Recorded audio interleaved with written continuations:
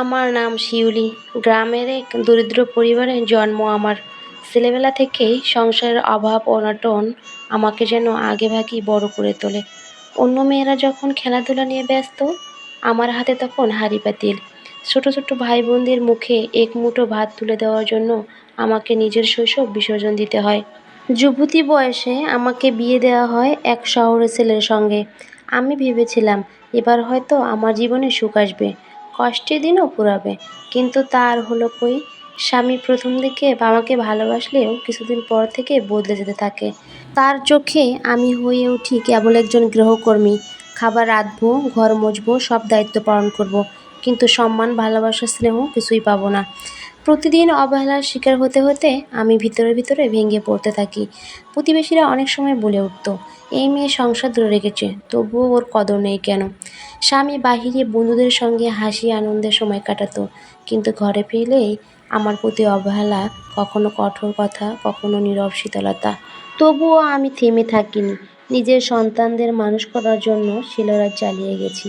দিনের পর দিন, বছরের পর বছর অবহেলার বোঝা বুকে নিয়েও সন্তানদের হাসিমুখে ছিল আমার একমাত্র প্রেরণা। কালের পরিক্রমায় সন্তানরা বড় হলো, পড়াশোনা শিখলো, প্রতিষ্ঠিত হলো। একদিন তারা বুঝতে পারলো মায়ের ত্যাগে তারা দাঁড়িয়েছে আজকের জায়গায়। তারা মাকে জড়িয়ে ধরে বলল, আম্মু, আমরা জানি তোমার কত কষ্ট হয়েছে। তুমি একাই লড়াই করে আমাদের মানুষ করেছো। তোমার জন্যই আজ আমরা মাথা উঁচু করে দাঁড়াতে পেরেছি।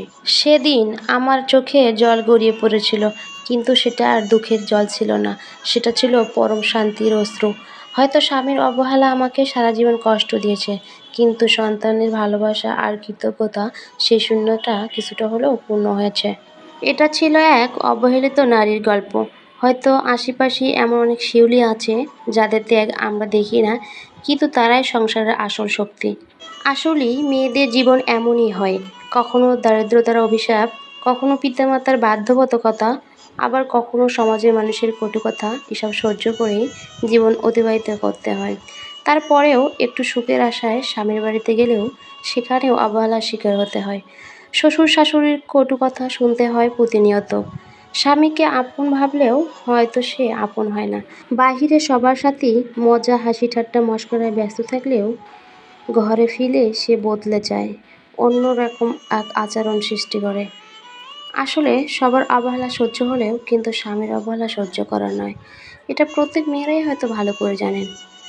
যাদের বাস্তবতার সাথে গল্পটির মিল আছে তারাই শুধু বুঝবে এই কষ্টটা। আসলে এই গল্পটি শুনে যদি আপনাদের ভালো লেগে থাকে তাহলে অবশ্যই লাইক, কমেন্ট, শেয়ার করে পাশে থাকবেন। ধন্যবাদ সবাইকে।